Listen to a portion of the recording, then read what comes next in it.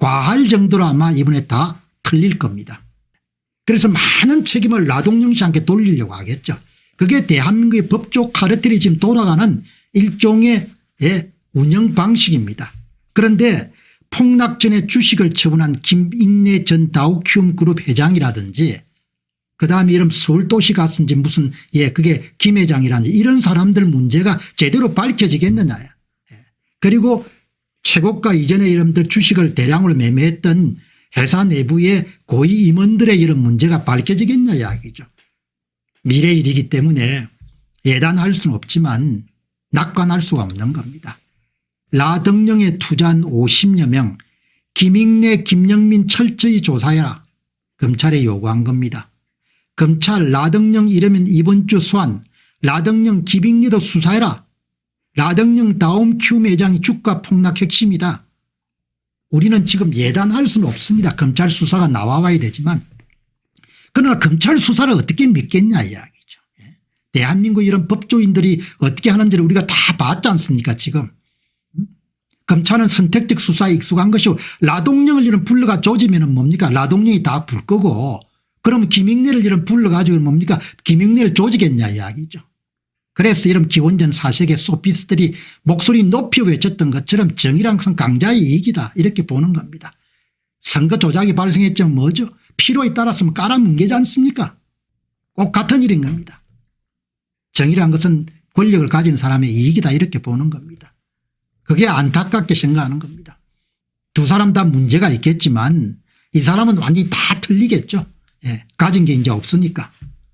그리고 속죄양을 삼을 수도 있겠죠. 그가 갖고 있는 죄에다가 더 죄를 더해 가지고 나쁜 놈으로 몰아붙이겠죠. 그러나 여기에 거론되고 있는 대주주들은 과연 처벌받겠냐. 그래서 이런 오늘 주제가 이 사람들이 밝혀지겠냐 이런 이야기를 하는 겁니다. 정의라는 것은 가진 사람들의 이익이고 정의라는 권력을 장악한 자들이 이익이 된 겁니다. 지금 대한민국에. 옳고 그름이라는 절대적인 옳고 그름이란 없는 겁니다.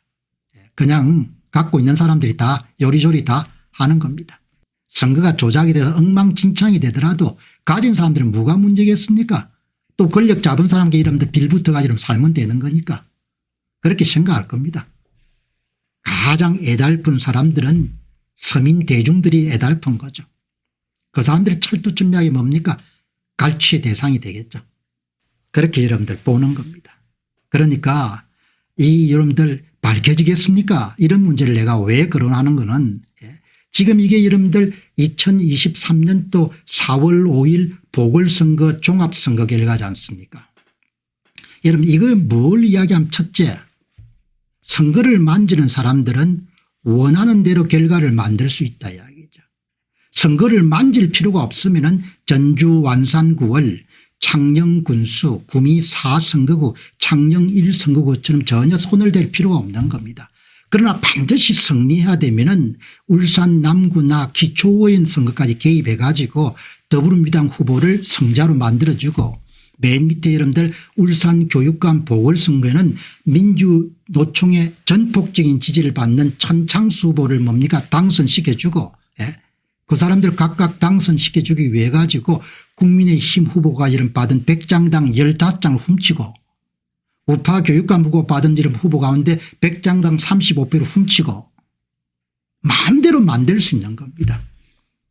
이런 것들이 다 밝혀졌지 않습니까? 2017년 대선 2018년 지방선거 이거는 어디에 들어있습니까?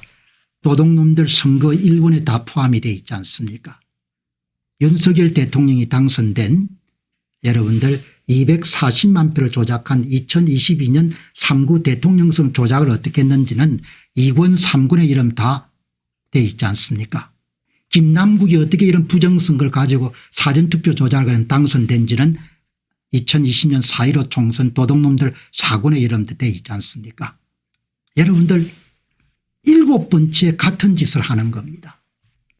7번째 똑같은 불법이 이 땅에서 계속해서 이루어지다가 그래도 우리는 윤석열 대통령이 등장하게 되면은 특수통 검사를 뭐 30년이 40년을 해왔다고 하니까 본인 입에서 무슨 자유 정의 진리 무슨 상식 공식 이런 이야기가 많이 나오니까 진짜 나라를 좀 더 불법을 가릴 줄 알았지 않습니까? 그냥 입 딱 닫지 않습니까?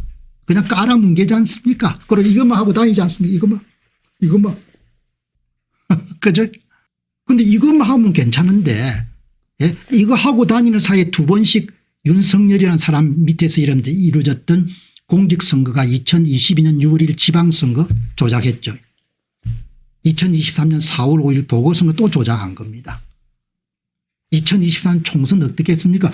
또 하겠죠 뭐.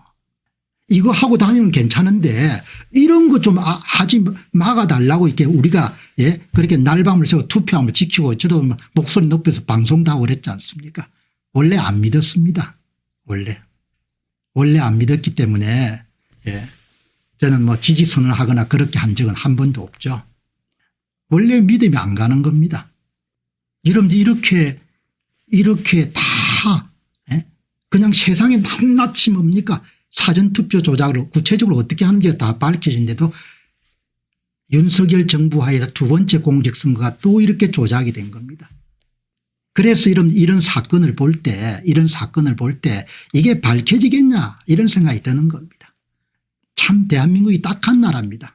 예. 이게 울산 교육감 선거에서 맨 밑에가 2018년 사전투표 조작 20%, 그다음에 2022년 6월 1일 지방선거 5%, 그다음 2024년 4.15 보궐선거 35% 조작이 다 이렇게 계산이 된 겁니다.